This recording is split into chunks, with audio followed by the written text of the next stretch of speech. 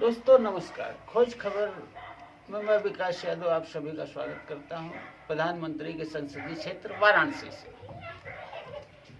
प्रधानमंत्री नरेंद्र मोदी का देश ही नहीं विदेश में भी डंका बज रहा है और उनके संसदीय क्षेत्र वाराणसी में भी विकास की नई नई बुलंदियां, चाहे वो सड़क हो,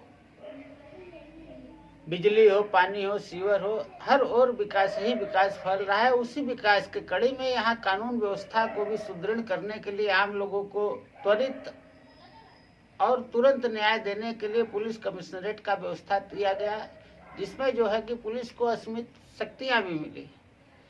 पर क्या उस शक्ति का पुलिस सदुपयोग कर रही है या दुरुपयोग कर रही है, आज उसी पे यह खबर होने वाली है।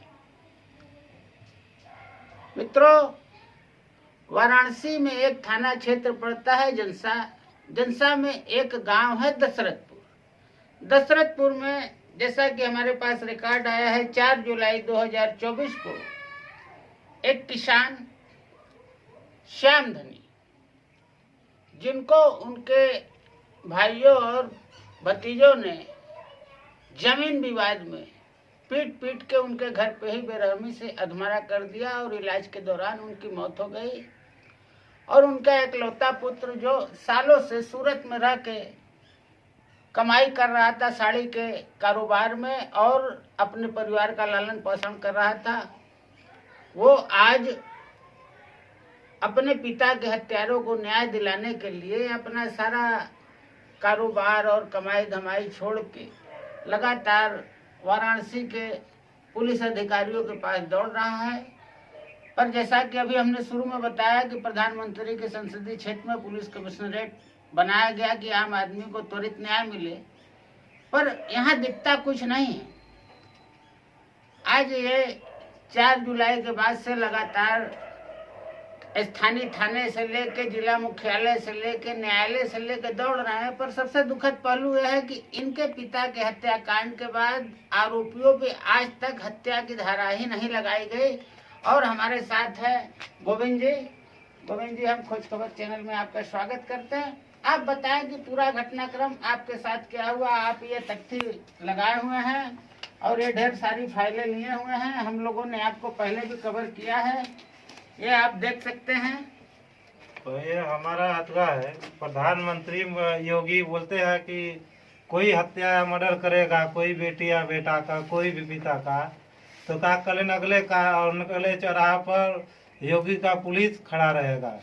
तो इसका मैं योगी से कहूँगा कि अब हमारे को तो मार दिए, हमारे पिता को, हमारे परिवार को भी पूरा सफाई करने की योजना बना रहे हैं। जनसा थाना बीएचएफ लोग फिर कानून खेल के पूरे परिवार का सफाई करने की योजना बना रहे हैं, जो कि अंतर्गत ऐसा कदम उठा रहे हैं कि हमें देश दुनिया जाने और अथवा करे कि हमें लोगों को जब मौत होगी या लाश रख के धरना प्रदर्शन सारे मीडिया को लोग रखे। और का कहलन मेरे पिताजी को इंसाफ चाहिए और धारा मुकदमा में पीएम रिपोर्ट के देखते हुए का कहलन रिपोर्ट लिखे FIR हमारा। एक मिनट, मैं पूछना चाहूंगा कि आप सूरत में कमाते थे, आपका गांव दशरथपुर थाना जनसा में, आपका 4 बीघा जमीन पे सड़क पे रोड पर खेती योग्य जमीन। तो क्या विवाद हुआ शुरू से बताइए, मतलब कि ये 4 जुलाई को क्या हुआ? 4 नहीं, पहले से दरखास्त देते थे बंटने के लिए, जो कि वो लोग पहले से दोनों आदमी पूरा जमीन जो रोड पर है, मेन पीच, किसकी आप बात कर रहे हैं?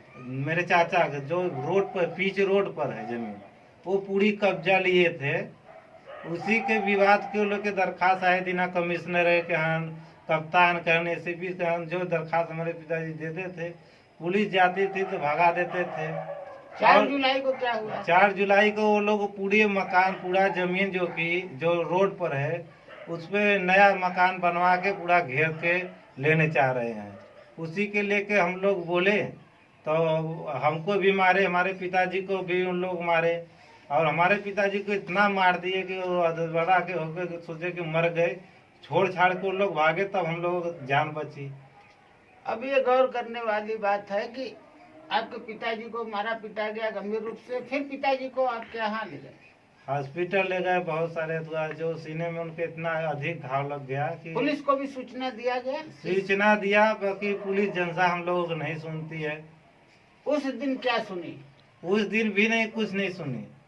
दरखास्त जब आके यहाँ दिल्ली 5 तारीख के एसीपी साहब के कार्यालय में, तब कहले न ठीक है, हम भेज जाती थाने पर, देखता हूँ क्या मामला है। हम कहे साहब हमारे पिताजी की मौत हो जाई, तब क्या कहले तू सब पुलिस अथवा करोगे। उसके बाद मौत हो गई 7 को, तब हम लोग को FIR नहीं हुआ, तब हम लोग जाके थाने पर जनसा लाश रख दिए। कहा हम बोले कि हमारा प्रार्थना पत्र दिए, कार्रवाई नहीं किए, मौत हो गई, हमें FIR का नकल चाहिए, जो कि हल्का। देख सकते हैं कि मतलब कि भूमि विवाद में लगातार पुलिस को सूचना देता रहा एक पीड़ित परिवार, और उनको एसीपी साहब को डायरेक्ट फोन करके बुलाए, जो कि उनका गाड़ी नंबर हुआ है, जो धरना प्रदर्शन पूरे गांव आके दिया, तब जाके मुकदमा लिखे, नहीं तो वो भी लाठी चार्ज करके भगा देता जनता थाना। आप देख सकते हैं कि एक पीड़ित किसान जो है कि अपने जमीन विवाद में लगातार पुलिस को सूचित करता रहा, पर पुलिस ने नहीं सुना। उसके जमीन पे लोग कब्जा करने पहुंचे, उसने विरोध किया गया, उसको मारा पीटा गया और उसके बाद उसकी मौत हो गई। तब तक उसका मुकदमा नहीं लिखा गया। उसकी लाश को जब ग्रामीणों ने जनसा थाने पर रख के चक्का जाम किया, तब उसका मुकदमा लिखा गया। ये एक पहलू है, आगे की बात बताते हैं।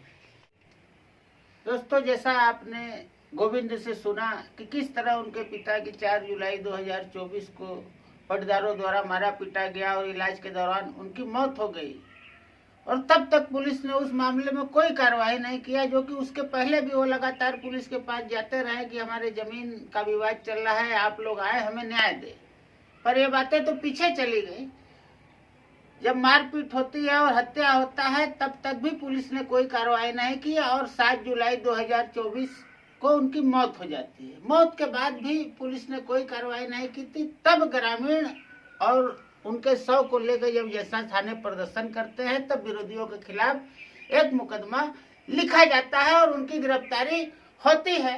पर गिरफ्तारी के बाद भी आज उनका बेटा लगातार ये तथ्य लेके पूरे शहर में और थाने से लेके न्यायालय से लेके दौड़ता रहता है। इनको बनारस के बहुत सारे लोग पहचानते हैं, हम लोगों ने भी कई बार इस खबर कवर किया।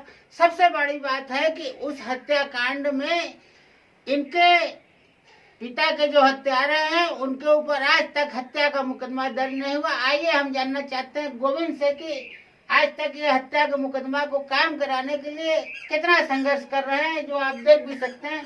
तो गोविंद जी, आप बताएं कि आपके पिताजी की जब मौत हुई उसके बाद तो गिरफ्तारी भी हुई, पर क्या हत्या का मुकदमा क्यों नहीं कायम हुआ? उसके लिए आप क्या लगातार करते रहे? हम हत्या का धारा नहीं जोड़ा, इसलिए 2 से 3 महीना में जमानत मिल गई उन लोगों को। हम लगातार हत्या का धारा जोड़ने के लिए कहीं एसीपी साहब के यहाँ, मोहित अग्रवाल के यहाँ, जनता थाना में तो 200 बार गया हूँ, जो कि वीडियो भी मेरे पास है जनता थाना के, जो जाके बनाया हूँ। जनता थाना में कुछ वीडियो उड़ा दिया, जो कि 200 बार जाने के बाद कि मैं आया हूँ यहाँ पर, जो कि पुलिस यहाँ से भेजती थी कि आप थाने पर जाइए, मिल लीजिए, अपना बताइए। तो फिर आते थे यहाँ तो बताते थे, तो हम बोले वीडियो दिखाते थे, तो वहाँ पर फिर जाने के बाद वीडियो बनवाना बंद कर दिया। थाने बोले कि आप यहाँ थाने में आके वीडियो नहीं बना सकते हो, ये आपका अधिकार नहीं है। इसलिए हत्या का धारा नहीं हुआ। हम लोग कई बहुत योगी के जनता दरबार में दिया। हम सोचता हूँ कि कुछ हमारा खबर उन तरफ पहुँचे कि हमारे और निकासी हो, हमें इंसाफ मिले योगी से, जो कि हमें यहाँ पर बहुत कम उम्मीद है कि हत्या का धारा लगा नहीं रहे हैं। इस कारण से मैं दर दर भटक रहा हूँ।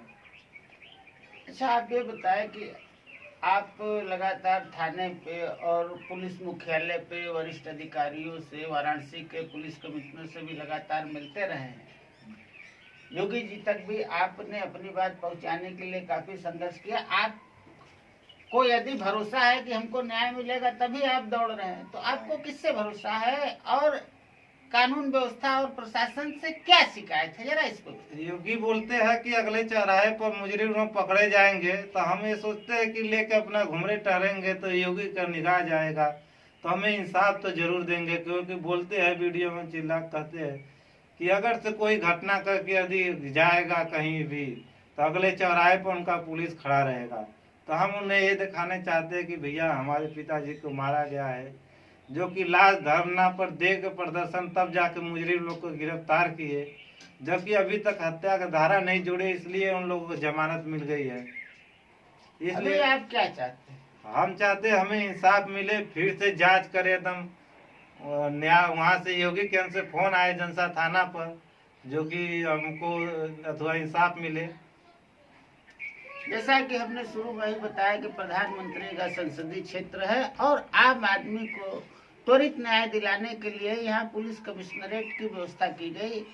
और बनारस में तमाम ऐसी घटनाएं हैं कि जहाँ कमिश्नरेट पुलिस के कार्य से लोगों को पुलिस के कार्रवाई पे काफी भरोसा भी हुआ, पर वहीं पे कुछ ऐसे भी मामले हैं जहां पुलिस की कोई कार्रवाई नहीं और लोगों को भरोसा है अपने प्रधानमंत्री से, अपने मुख्यमंत्री से और अपने बनारस के पुलिस से। इसलिए ये लगातार गोविंद जैसे युवा जो सूरत में कमा कर रहे थे 20,000 25,000 रुपया महीने, आज महीनों से अपनी कमाई धमाई छोड़ के और ये तख्ती लगा के पागलों जैसा घूम रहे हैं न्याय की आस में। और तमाम खबरों में भी ये आते रहते हैं, पर पुलिस क्यों नहीं सुन रही है? यदि किसी ने किसी की हत्या की तो हत्या का धारा क्यों नहीं लगाया जा रहा है? और इन्हें विश्वास है कि इन्हें न्याय मिलेगा।